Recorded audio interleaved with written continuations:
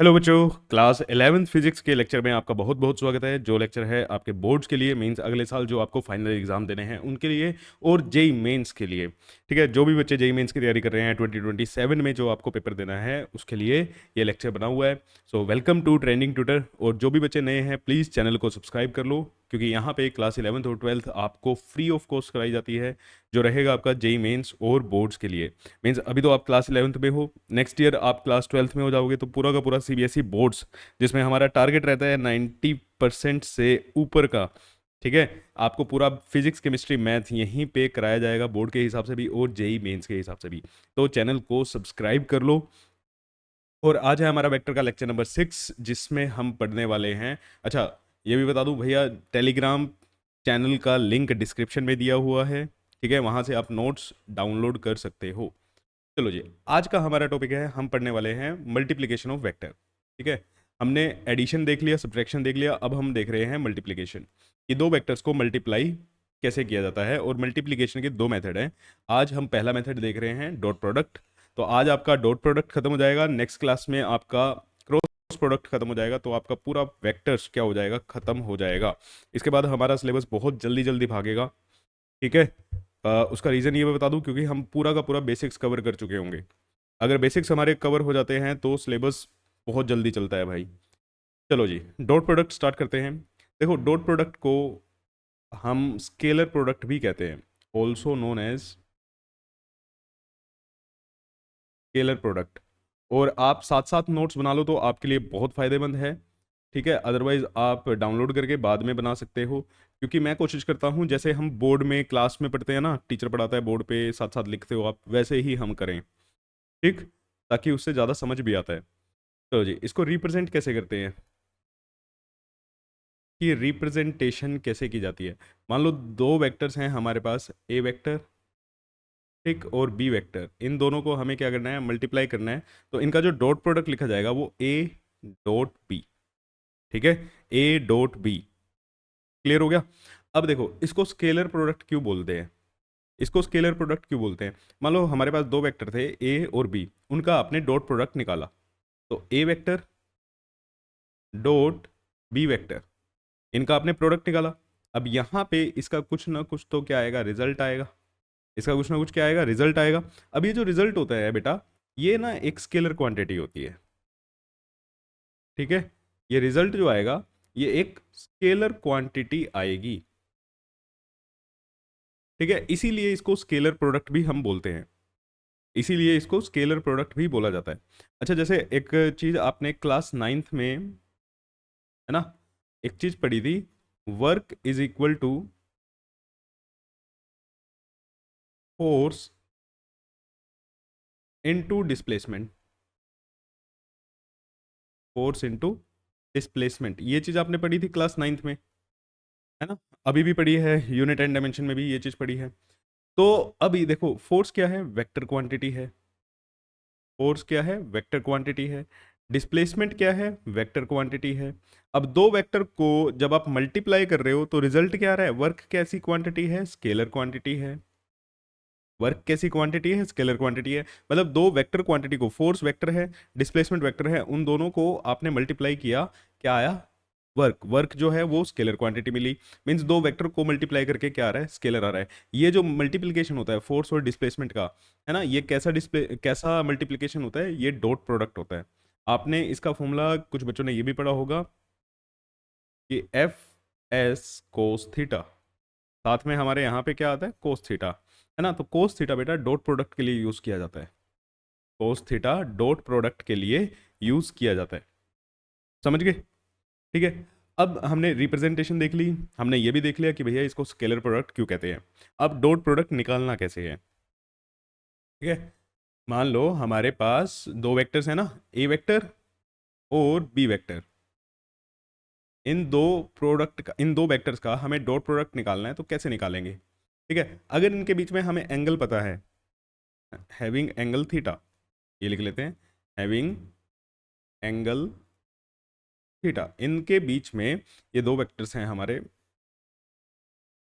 ए vector और B vector. इन दोनों के बीच में एंगल कितना है, थीटा है। एंगल कितना है, थीटा है। तो इन दोनों का अगर हमें डॉट प्रोडक्ट लिखना है तो कैसे लिखते हैं, देखो ए डॉट बी, इनका जो रिजल्ट आएगा वो आता है बेटा ए का मैग्नीट्यूड, बी का magnitude into cos of theta, into cos of theta. अब सर ये चीज आई कैसे, है ना, ये चीज आई कैसे? तो अगर हम इस चीज को देखें तो बाय डेफिनेशन, देखो हमारे पास डेफिनेशन क्या कहती है,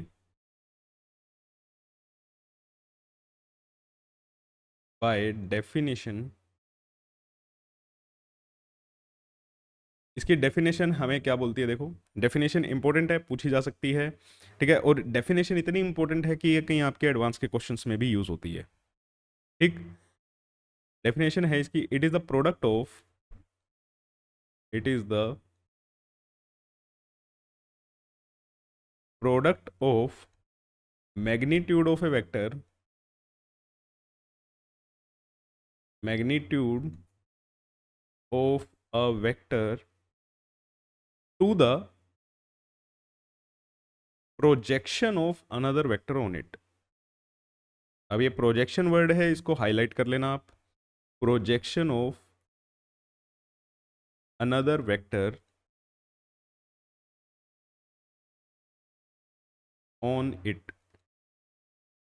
देखो क्या बोल रहे हैं कि भैया ये क्या होती है, it is the product of magnitude of a vector, एक वेक्टर का मैग्नीट्यूड लेना है, टू द प्रोजेक्शन, प्रोजेक्शन का मतलब ये लगा लो शेडो, परछाई, shadow of another vector on it, मतलब एक वेक्टर का तो मैग्नीट्यूड लो, magnitude of a vector, to the projection of another vector. बस इतनी सी चीज देखो, ये दो जिसको हमने ब्रैकेट्स में लगाया है, इनको आपको क्या करना है, इनका आपको क्या लेना है, प्रोडक्ट लेना है।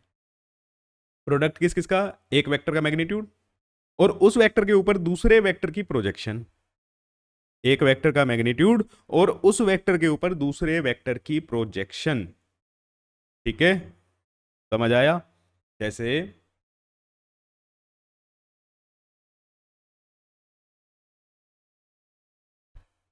ये हमारा ए वेक्टर, इसका मैग्नीट्यूड ए ले लेते हैं,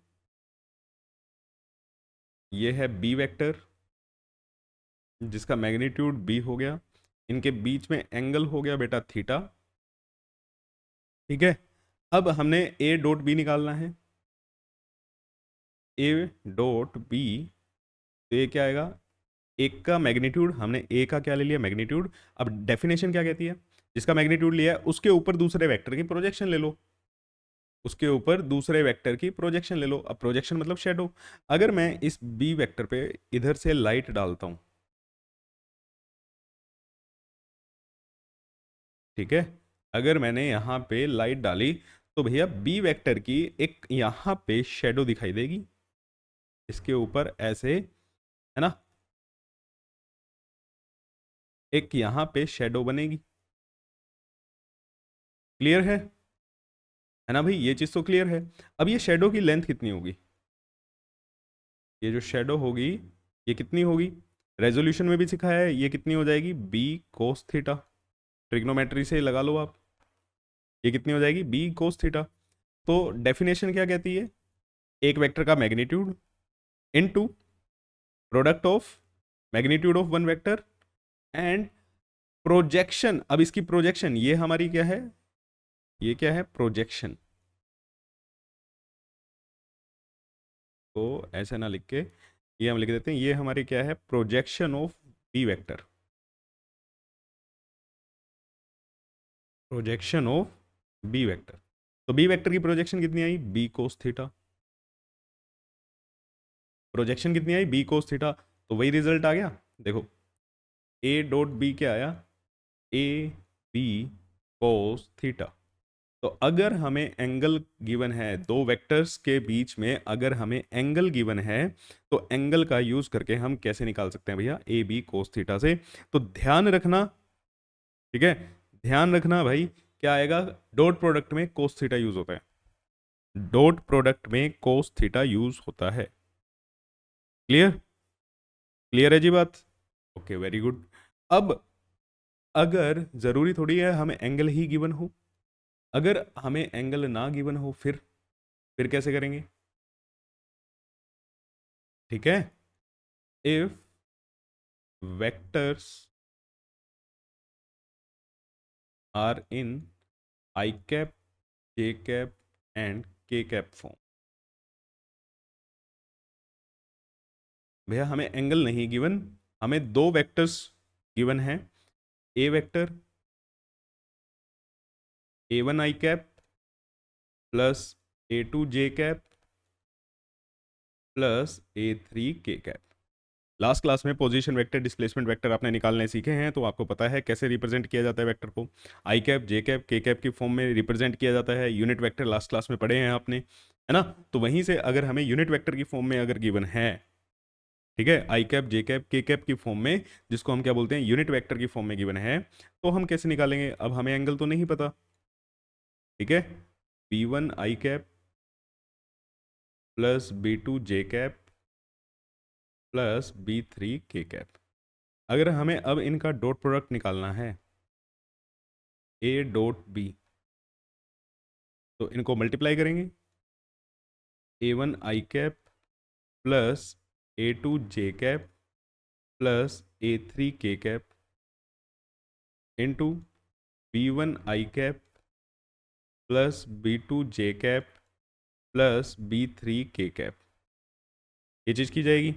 चलो जी, इसको मल्टीप्लाई करते हैं, ठीक है, A one B one into I cap dot I cap plus A one B two I cap dot J cap plus A one B three I cap dot K cap plus A two B one J cap dot I cap plus A two B to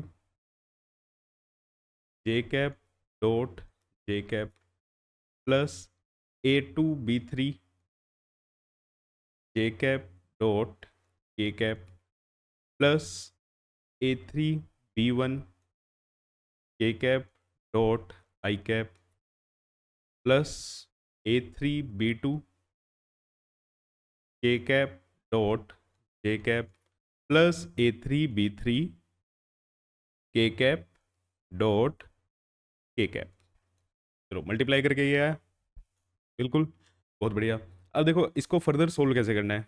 अब यहाँ तक तो हमने सबने कर लिया, अब इसको सोल्व कैसे करें? तो देखो यार, यहाँ पे ए वन बी वन तो क्या है, मैग्नीट्यूड है, कोफिशिएंट्स हैं, स्केलर हैं वो तो, ठीक है। अब यहाँ पे दो तीन तरह के कॉम्बिनेशन बन रहे हैं। एक तो ब्रैकेट में आ रहा है हमारा आई कैप डॉट आई कैप, एक आ रहा है जे कैप डॉट जे कैप, एक आ रहा है के कैप डॉट के कैप।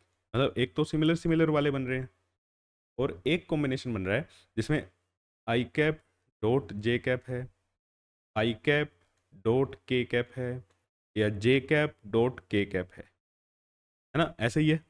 अब मेरे को ये बताओ बच्चों, अगर आपने क्लास इससे पहले वाली क्लास अच्छे से की है, तो यूनिट वेक्टर्स ये क्या होते हैं? यूनिट वेक्टर्स मतलब ये दोनों क्या है, वेक्टर हैं। आई कैप डॉट आई कैप क्या है, वेक्टर्स हैं। आई जे क्या है, वेक्टर्स हैं। और क्या हमें इनके बीच का एंगल पता है? अब इनका हम क्या कर रहे हैं, डॉट प्रोडक्ट कर रहे हैं ना, ये दो वेक्टर्स हैं, इनका डॉट प्रोडक्ट कर रहे हैं। अभी हमने लिखना सीखा है कि ए डॉट बी क्या होता है बेटा, ए बी कोस थीटा, है ना? तो हम यहाँ पे यही लगाएं, आई का मैग्नीट्यूड, दूसरे आई का मैग्नीट्यूड, और इन दोनों के बीच का एंगल कोस थीटा। क्या हमें इनके बीच का एंगल पता है? पता तो है। देखो, आई कैप इधर होगा और दूसरा आई कैप भी इधर होगा, इन दोनों के बीच का एंगल कितना हो गया, जीरो। तो यहाँ पे जैसे ही कोस जीरो पुट करोगे तो इसका मैग्नीट्यूड क्या होता है, वन, इसका मैग्नीट्यूड वन, क्योंकि ये यूनिट वेक्टर हैं। यूनिट वेक्टर क्या होते हैं, जिनका मैग्नीट्यूड वन होता है। Cos zero, cos zero means ये क्या आ गया हमारे पास, वन। ऐसे ही जे डॉट जे करोगे वो भी क्या आएगा, वन, के डॉट के करोगे वो भी क्या आएगा, वन आएगा। अब आई डॉट जे करें, आई डॉट जे करें, तो देखो आई और जे के बीच में एंगल कितने का है, 90 डिग्री का। एंगल कितने का है, 90 डिग्री का। तो यहाँ पे आई कैप का मैग्नीट्यूड, जे कैप का मैग्नीट्यूड इंटू कोस ऑफ 90। अब कोस ऑफ 90 क्या हो जाएगा बेटा, जीरो हो जाएगा। तो आई डॉट जे क्या आया, जीरो आया। ऐसे ही आई और के में भी एंगल कितने का होगा, 90 डिग्री का होगा। ठीक है, तो ये भी कितना आ जाएगा, जीरो हो जाएगा। जे और के में भी एंगल कितने का है, 90 डिग्री का है, तो ये भी क्या आ जाएगा, जीरो आ जाएगा। मतलब यहां से मुझे पता लगा आई डॉट आई की वैल्यू क्या होती है, वन। अब देखो हमने कहा था ना स्केलर आएगा, यहाँ पे देखो कई वेक्टर फॉर्म आई नहीं, वन आया खाली, ये स्केलर है। जे डॉट जे वन होगा, के डॉट के वन होगा, इसके अलावा आई जे आई के जे जो भी कॉम्बिनेशन है वो सारे के सारे क्या हो जाएंगे, जीरो हो जाएंगे। तो देखो इसमें अब हमारे पास क्या बचेगा, I dot I, A one B one की तो कुछ ना कुछ वैल्यू होगी। ठीक है, ए वन बी वन की तो कुछ ना कुछ वैल्यू होगी, आई डॉट आई करके क्या आया, वन आया। ये जीरो हो गया। ठीक है, ये भी क्या हो गया, जीरो हो गया। ये भी क्या हो गया, जीरो। और दूसरी टर्म हमारे पास ये बचेगी, बाकी ये भी जीरो, ये भी जीरो हो जाएगा, ये वाला भी जीरो हो जाएगा। ठीक है, और हमारे पास एक ये टर्म बचेगी, इनमें भी आई डॉट आई वन। तो फाइनली हमारे पास क्या बचेगा सिर्फ, कि A dot B, A one B one plus A two B two plus A three B three, ये हमारे पास बचेगा अगर हमें दो वेक्टर यूनिट वेक्टर की फॉर्म में दी गिवन है। ठीक है, अगर हमें दो वेक्टर यूनिट वेक्टर की फॉर्म में गिवन है तो ये हमारा बन जाएगा फॉर्मूला ऑफ डॉट प्रोडक्ट।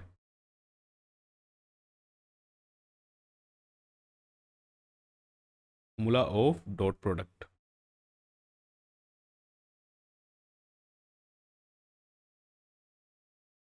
ठीक है, क्लियर है। तो मैं आपको एंड में यहाँ पे थोड़ा सा समरी दे देता हूँ कि अगर हमें एंगल पता है, इफ थीटा इज नोन, कि दो वेक्टर के बीच में अगर हमें एंगल पता है तो डॉट प्रोडक्ट कैसे निकालते हैं, ए डॉट बी क्या आएगा हमारे पास, ए बी कोस थीटा, क्या आएगा, ए बी कोस थीटा। और अगर यूनिट वेक्टर की फॉर्म में है, in form of unit vector, in form of unit vector, unit vector की फॉर्म में कैसे आते हैं हमारे पास, देखो ए वेक्टर हमने लिया A one I cap plus A two J cap plus A three K cap, और B vector B one I cap plus B two J cap plus B three K cap. तो इसका A dot B क्या आएगा, A one B one plus A two B two plus A three B three.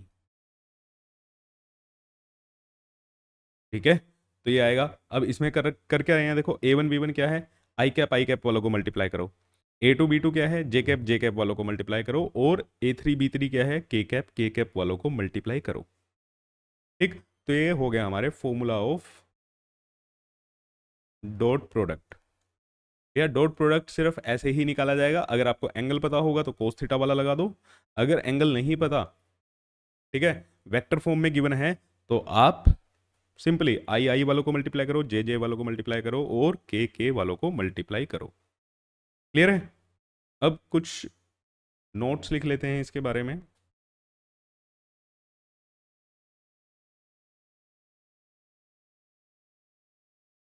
हमारे important points. पहली बात तो, जो dot product होता है वो कॉम्यूटेटिव होता है। आप ए डॉट बी करो या बी डॉट ए करो, ठीक है, किसी को भी किसी के साथ मल्टीप्लाई करो, आगे पीछे कुछ भी कर दो, कोई फर्क नहीं पड़ेगा, दोनों का रिजल्ट क्या आएगा, सेम आएगा। इसीलिए इस प्रॉपर्टी को हम क्या कहते हैं, कोम्यूटेटिव। ठीक, दूसरी बात, डॉट प्रोडक्ट डिस्ट्रीब्यूटिव भी होता है। A dot B plus C करोगे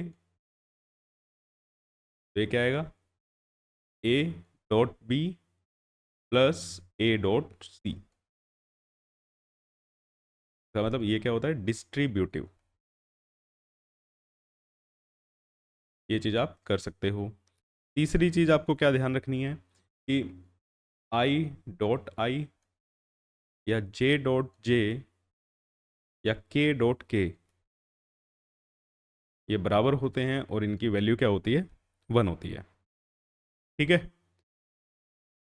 फोर्थ पॉइंट, जैसे हमने निकाला था A B, A dot B, अगर हमें एंगल पता है तो क्या निकलेगा, ए बी कोस थीटा। अब अगर हमें ए बी मैक्सिमम चाहिए, ये कब मैक्सिमम होगा, जब हमारा कोस थीटा क्या होगा, मैक्सिमम होगा। और कोस थीटा की मैक्सिमम वैल्यू क्या आती है, 1 आती है, जब थीटा क्या हो, 0 हो। जब थीटा क्या हो, 0 हो। ठीक है, मतलब दोनों वेक्टर क्या हो, पैरेलल हो। दो वेक्टर क्या हो, पैरेलल हो, तो उस केस में हमारा ए डॉट बी क्या आता है, मैक्सिमम आता है। केस में हमारा ए डॉट बी क्या आता है, मैक्सिमम, और इसकी वैल्यू क्या आती है, ए बी। ठीक, बताओ क्लियर है ये चीज़ें। इसमें से कोई पॉइंट ना समझ आया हो तो देख लो भाई, कमेंट करके बताओ कि फर्स्ट सेकंड थर्ड फोर्थ इसमें से कोई पॉइंट अगर नहीं समझ आया।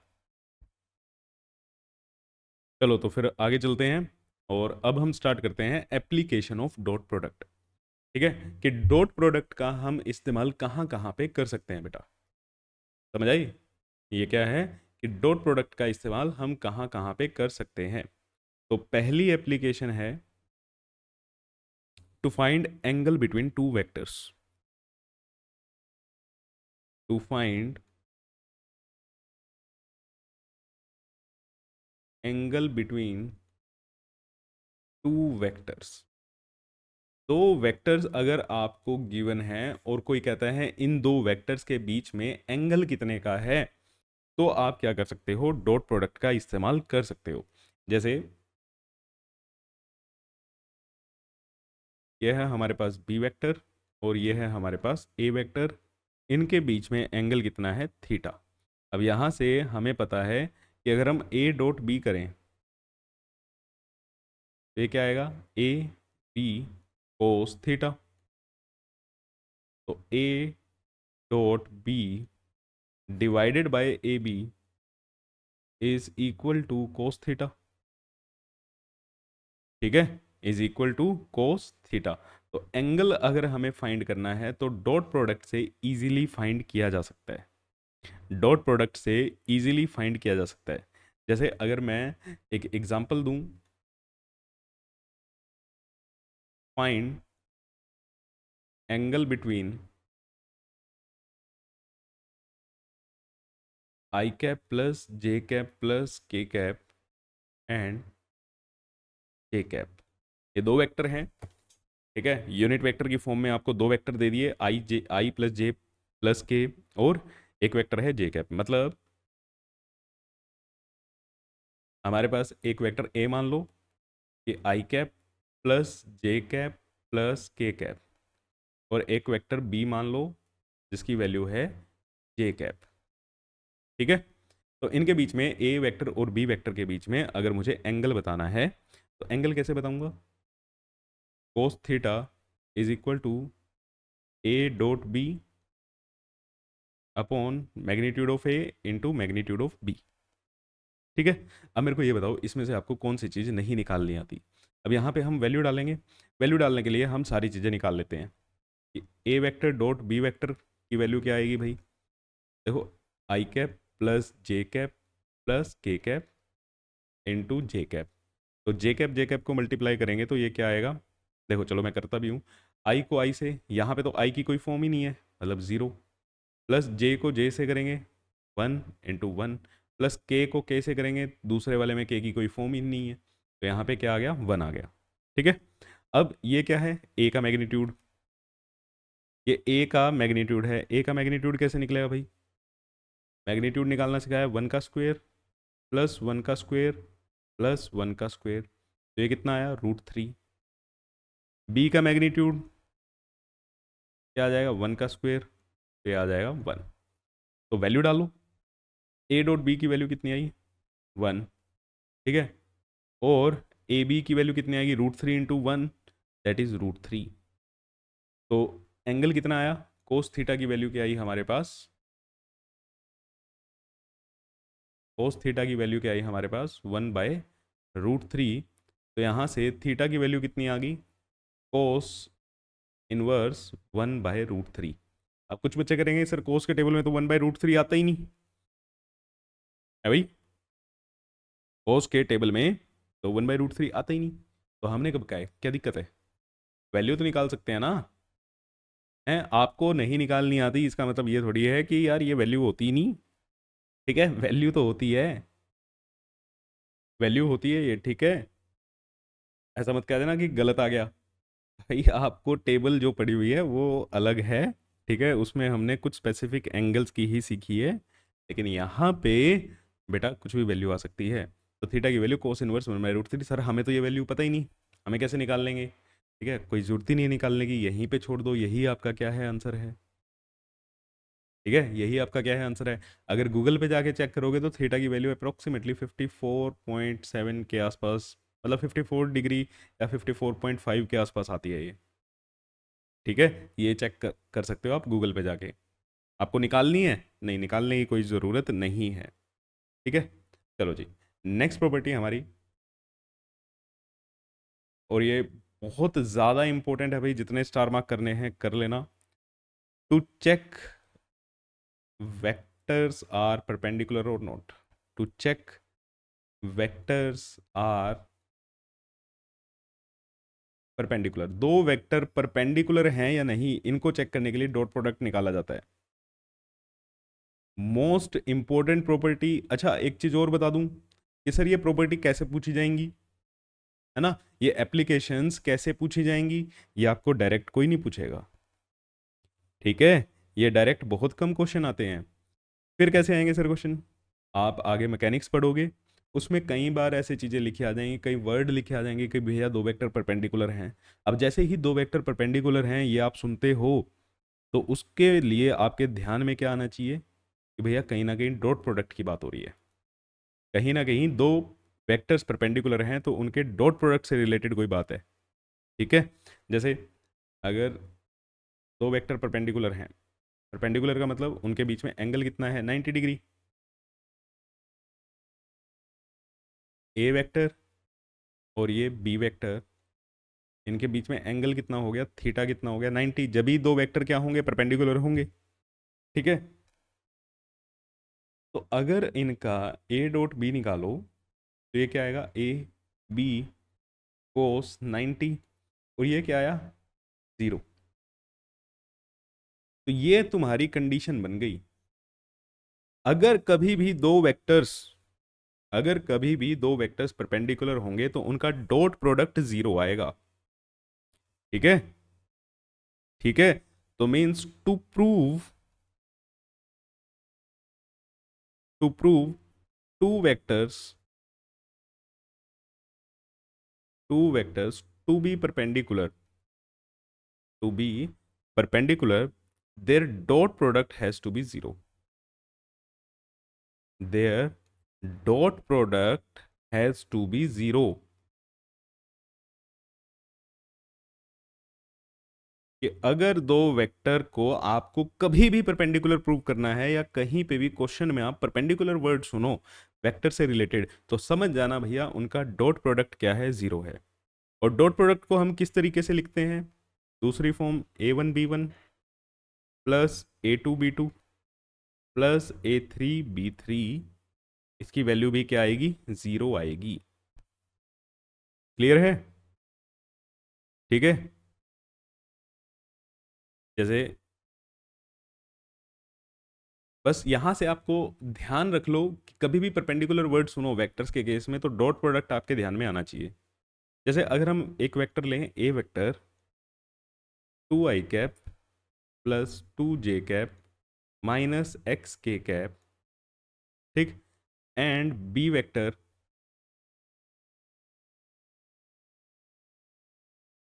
2i cap minus j cap minus 3k cap. ठीक है, find value of X, find value of x for which A vector and B vector are perpendicular to each other. अगर ये एक दोनों से परपेंडिकुलर हैं तो भैया बताओ। अगर दो वेक्टर परपेंडिकुलर हैं, अभी हमने क्या पढ़ा, दो वेक्टर परपेंडिकुलर हैं तो इनका ए डॉट बी क्या आएगा बेटा, जीरो आएगा। ए डॉट बी क्या आएगा, जीरो आएगा। और ए डॉट बी का मतलब A1 B1 A2 B2 A3 B3 क्या आना चाहिए, जीरो आना चाहिए। तो वही हम कर रहे हैं। तो A1 B1 2 × 2 plus 2 × -1 plus -x × -3, इसकी वैल्यू क्या आनी चाहिए, ज़ीरो आनी चाहिए। तो कितना है, 4 -2 plus 3x is equal to zero. तो यहाँ से x की वैल्यू क्या आ गई, -2/3। x की वैल्यू क्या आ गई, -2/3। ये आपका क्या है, आंसर आया। कि अगर हमें कभी भी दो वेक्टर्स को परपेंडिकुलर प्रूव कराना है, अगर हमें कभी भी दो वेक्टर्स को परपेंडिकुलर प्रूव कराना है तो उनका डॉट प्रोडक्ट क्या निकाल लो आप, जीरो कर दो। डॉट प्रोडक्ट को क्या कर दो, जीरो कर दो। चलो थर्ड एप्लीकेशन करते हैं। ठीक है, थर्ड एप्लीकेशन हमारी क्या है, to find projection, to find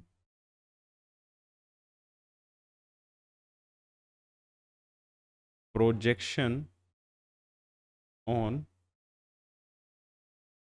another vector.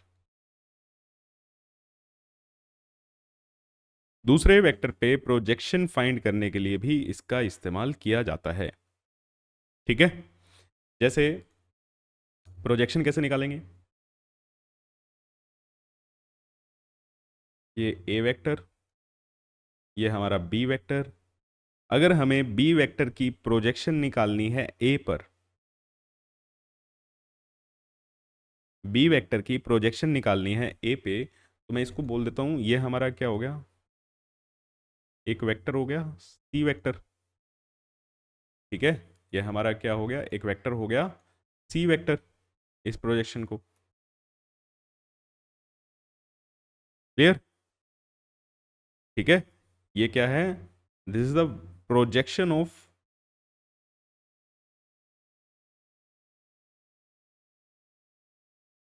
Projection of vector B along A. ठीक है, ए वेक्टर के अलोंग बी वेक्टर की क्या है, प्रोजेक्शन है। ठीक, तो अगर ये सी वेक्टर, अगर हमने ये एक वेक्टर लिया तो इसका एक मैग्नीट्यूड होगा और इसकी एक डायरेक्शन होगी, है ना। डायरेक्शन तो क्या है भैया, डायरेक्शन तो सीधी सीधी सी मुझे समझ आ रही है। डायरेक्शन तो वही है सर जो एक ही फॉर्म में है, एक ही जो डायरेक्शन है ना, मतलब एक है। अब बात है इसका मैग्नीट्यूड निकालने की, बात है इसका मैग्नीट्यूड निकालने की। क्लियर, तो मैग्नीट्यूड क्या आएगा इसका, बी कोस थीटा। मैग्नीट्यूड तो यही आएगा, इसको रिजोल्व करोगे तो ये क्या बनेगा, बी कोस थीटा ही तो बनेगा। ये अभी पीछे भी किया था, है ना, क्या किया था, बी कोस थीटा। अब देखो, अब मेरे पास ये सी वेक्टर क्या आया, B cos theta into A cap. अगर मैं यहाँ पे ए से मल्टीप्लाई कर दूं और ए से डिवाइड कर दूं, ठीक है, अगर हम ए से मल्टीप्लाई कर दें और ए से डिवाइड कर दें तो देखो A B cos theta, A B cos theta हमारा क्या बन गया, A dot B, A dot B, ये बन गया हमारा। अच्छा, ए कैप को मैं कैसे लिख सकता हूँ, नीचे हमारा ए का मैग्नीट्यूड है, ए कैप को मैं कैसे लिख सकता हूँ, A vector divided by A vector divided by A, तो सी कैप। ठीक है, सी वेक्टर मेरा क्या आएगा, ए डॉट बी, इनका डॉट प्रोडक्ट फिर से ए के साथ और डिवाइडेड बाय ए का मैग्नीट्यूड का स्क्वायर। चलो इसको अगले पेज पे या साइड में लिखते हैं। तो ये जो सी वेक्टर आया हमारे पास, ठीक, ये सी वेक्टर की वैल्यू क्या आई, ए डॉट बी और उसका फिर ए। अब ये ए वेक्टर कौन सा है, ठीक है, इसको बड़े ध्यान से रखना। ये वो वेक्टर है जिसके अलोंग आपको शेडो निकालनी है, मतलब प्रोजेक्शन निकालनी है। ठीक है, ए वेक्टर कौन सा है जिसके अलोंग आपने क्या निकाली है, प्रोजेक्शन, जिसके ऊपर आपने क्या निकाली है, प्रोजेक्शन निकाली है। बाकी ए के मैग्नीट्यूड का स्क्वायर। तो कभी भी डायरेक्ट क्वेश्चन देखो बन जाता है कई बार, ठीक है, पीवाईक्यू में डायरेक्ट क्वेश्चन आपका बन जाता है। तो ये 3 एप्लीकेशन हैं, इन तीनों एप्लीकेशन का आपको ध्यान रखना है। भैया बहुत बढ़िया है, सीधा सीधा क्वेश्चन में यूज़ होती हैं। क्लियर। अब आपकी थ्योरी कंप्लीट हो गई है, तो मैं आपके लिए एक बढ़िया सा क्वेश्चन लेके आया हूँ। ठीक, क्वेश्चन क्या है और क्वेश्चन बढ़िया है, क्वेश्चन है एडवांस का। जी हाँ, क्वेश्चन है एडवांस लेवल का क्वेश्चन है। क्वेश्चन को रीड करो। ठीक है, कहते हैं a particle move in X Y plane. कोई एक पार्टिकल है जो एक्स वाई प्लेन में मूव कर रहा है। एक्स वाई प्लेन का मतलब मैं समझाया हुआ है ना भाई, एक्स वाई प्लेन क्या होते हैं। ठीक है, एक्स वाई, ये जो इनका एरिया होगा, ये जो प्लेन होगा, ये क्या है हमारा एक्स वाई प्लेन होता है। मतलब यहाँ पे कोई पार्टिकल क्या कर रहा है, मूव कर रहा है। ठीक है, कोई एक पार्टिकल है जो बेचारा घूम रहा है under the influence of a force. इसके ऊपर कोई ना कोई फोर्स लग रहा है such that it's linear momentum, इसका मोमेंटम दिया हुआ है, where A and K are constant, find the angle between force and momentum. तो अभी हमने पढ़ा था, अगर हमें एंगल निकालना है फोर्स और मोमेंटम के बीच में, ठीक है, तो हम डॉट प्रोडक्ट का यूज कर सकते हैं। हम क्या निकालेंगे, इनका डॉट प्रोडक्ट निकालेंगे ना भाई। क्लियर है, बात समझ आई। अब देखो यार, यहाँ पे मैं आपको एक चीज़ और बताता हूँ। ये जो हमारी दूसरी एप्लीकेशन थी और पहली एप्लीकेशन थी, ये दोनों दोनों सिमिलर सिमिलर सी ही हैं। देखो, ये क्या कहती है, फर्स्ट एप्लीकेशन क्या कहती है, to find angle between two vectors. दो वेक्टर्स के बीच में एंगल कैसे निकालोगे, उनका ए डॉट बी निकालो पहले। ठीक है, और उसको उसके मैग्नीट्यूड से क्या कर दो, डिवाइड कर दो। और दूसरी एप्लीकेशन क्या कहती है कि भैया ये परपेंडिकुलर है या नहीं। अरे परपेंडिकुलर का भी तो जब भी पता लग रहा है, अगर एंगल 90 डिग्री आ गया तो परपेंडिकुलर है, मीन्स डॉट प्रोडक्ट क्या हो जाएगा, जीरो हो जाएगा। तो इन दो एप्लीकेशन को आप सिमिलर सिमिलर से यूज कर सकते हो। अब हमें यहाँ पे दिक्कत क्या है, हमें गिवन क्या है, मोमेंटम गिवन है ए आई कैप कोस के टी माइनस जे साइन के टी। बड़ा अजीब सा फंक्शन है सर, कोई बात नहीं, तो दिक्कत क्या है, कोई दिक्कत नहीं होनी चाहिए। दिक्कत आपको अब होनी चाहिए कि भैया फोर्स, फोर्स वेक्टर कहाँ है। ठीक है, फोर्स वेक्टर कहाँ पे है जी, फोर्स वेक्टर तो है ही नहीं हमारे पास। ओके, तो अब क्या करें सर, चैप्टर कोई हुए नहीं है, फोर्स वाला तो कोई चैप्टर नहीं हुआ है, एडवांस का आप क्वेश्चन करा रहे हो। कैसे करा रहे हैं, आपकी प्रीवियस इंफॉर्मेशन के ऊपर। क्या, क्लास नाइन्थ। अरे सर ये पुरानी बातें छेड़ गए ना, मतलब बड़ा दुखती रख पे हाथ रखने वाली बात है ना, वही चीज़ है। क्लास नाइन्थ फोर्स वाला चैप्टर, ठीक है, न्यूटन्स लॉज ऑफ मोशन, मतलब चैप्टर था आपका laws of motion.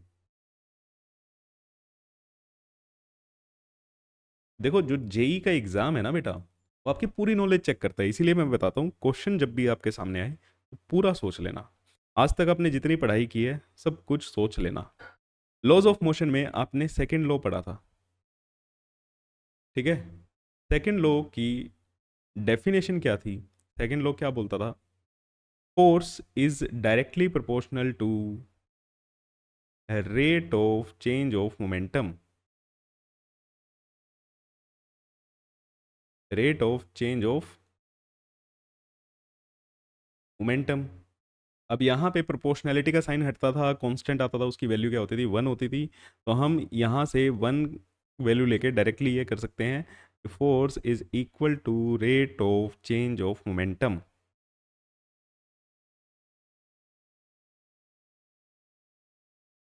Rate of change of momentum with respect to time. ठीक है, ऊपर भी यही होता था, विद रिस्पेक्ट टू टाइम लिख लेना। तो अब मेरे को बताओ, अब आपको कुछ चीज़ें नज़र आ रही हैं। रेट ऑफ चेंज को मैं कैसे लिख सकता हूँ, रेट ऑफ चेंज ऑफ को क्या लिखते हैं, डिफरेंशिएशन। रेट ऑफ चेंज क्या होती है हमारी, डिफरेंशिएशन ना। इसका मतलब फोर्स कैसे निकलेगा, डिफरेंशिएशन ऑफ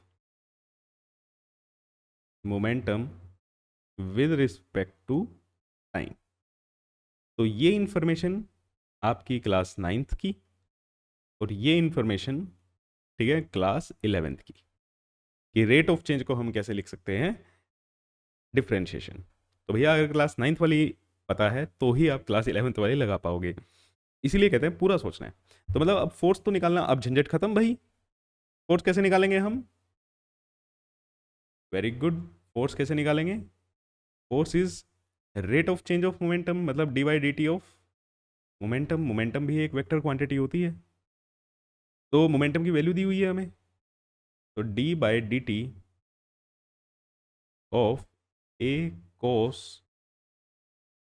के T into I cap minus A sin K T into J cap. Sir ये आपने क्या किया है ना? कुछ नहीं किया मैंने, ए को अंदर मल्टीप्लाई कर दिया, आई कैप और जे कैप को पीछे लिख दिया, इन्होंने आगे लिख रखा है।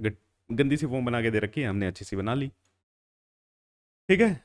और ए और के क्या है, कांस्टेंट है, ध्यान में रखना, तो डिफरेंशिएशन करते वक्त आपको हेल्प मिलेगी। तो दोनों की डिफरेंशिएशन करेंगे। यहाँ पे ए की as it is cos K T, ठीक है, कोस के टी। देखो ए को एज इट इज रखा, कोस का हुआ माइनस साइन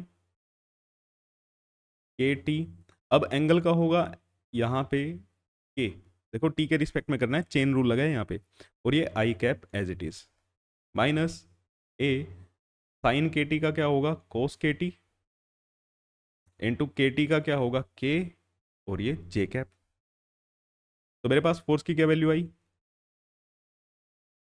फोर्स की हमारे पास क्या वैल्यू आई? ए के, और यहाँ पे ए के कॉमन ले लेते हैं, माइनस माइनस माइनस माइनस भी कॉमन लिया जा सकता है, माइनस ए के कॉमन लिया, sign K T I cap plus cos K T J cap. ये वैल्यू आई हमारे पास फोर्स की। और मोमेंटम की क्या वैल्यू है? मोमेंटम की क्या वैल्यू है? A cos K T I cap minus A sin K T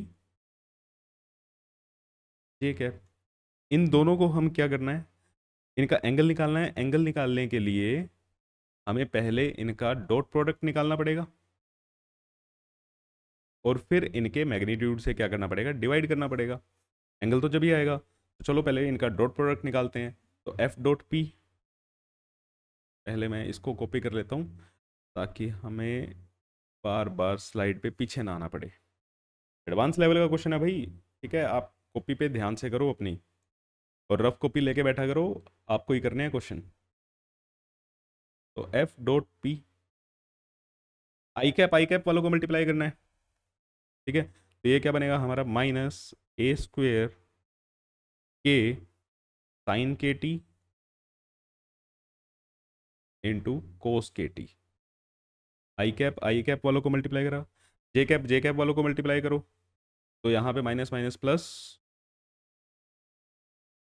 A square के sign K T into cos K T.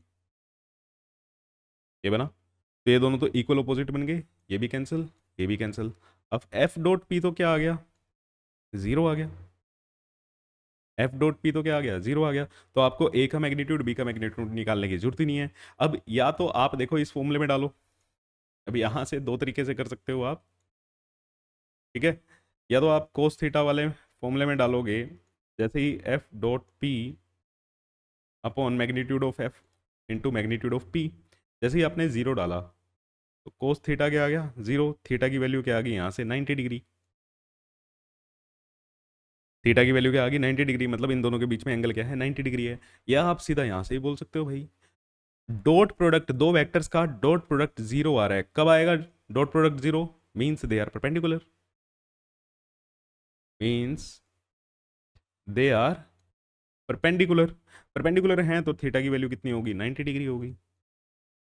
Perpendicular का तो मतलब यही है कि थीटा की वैल्यू क्या हो जाए, 90 डिग्री हो जाए, ठीक है, क्लियर है। तो बताओ, कमेंट करके बताओ कि आपका ये ठीक है या नहीं आया, आपने अपने आप सोल्व किया। तो एडवांस लेवल का क्वेश्चन था, कुछ इन्फॉर्मेशन पुरानी थी जो मैंने आपको बताई, किसी बच्चे को याद थी तो बहुत बढ़िया बात है, नहीं तो कोई दिक्कत की बात नहीं है, धीरे धीरे सीखोगे। लेकिन हाँ, एक बार सीख लो तो कोशिश करो उसको याद रखो। एक बार सीखने के बाद कोशिश करो कि आप उसको याद रख पाओ। क्लियर है बच्चे? तो बहुत बढ़िया चीज़ है। एक दो क्वेश्चन मैं आपको इंस्टाग्राम पे डालूंगा इसके। क्लियर? प्रैक्टिस के लिए, प्रैक्टिस के लिए मैं आपको एक या दो क्वेश्चन PYQ होंगे, PYQ होंगे, उनको मैं इंस्टाग्राम पे डालूंगा और उनका सॉल्यूशन मैं आपको अगली क्लास में दूंगा। तो तब तक के लिए मिलते हैं, नेक्स्ट क्लास में मिलेंगे। Thank you so much. Channel को सब्सक्राइब करो और शेयर करना तो बिल्कुल भी मत भूलना भाई। ठीक है? बहुत मेहनत लगती है आपके लिए लेक्चर बनाने में, और आपकी तरफ से रिस्पॉन्स नहीं आ रहा है तो बहुत बुरा भी लगता है। ठीक, मिलते हैं आपसे नेक्स्ट क्लास में। Thank you so much.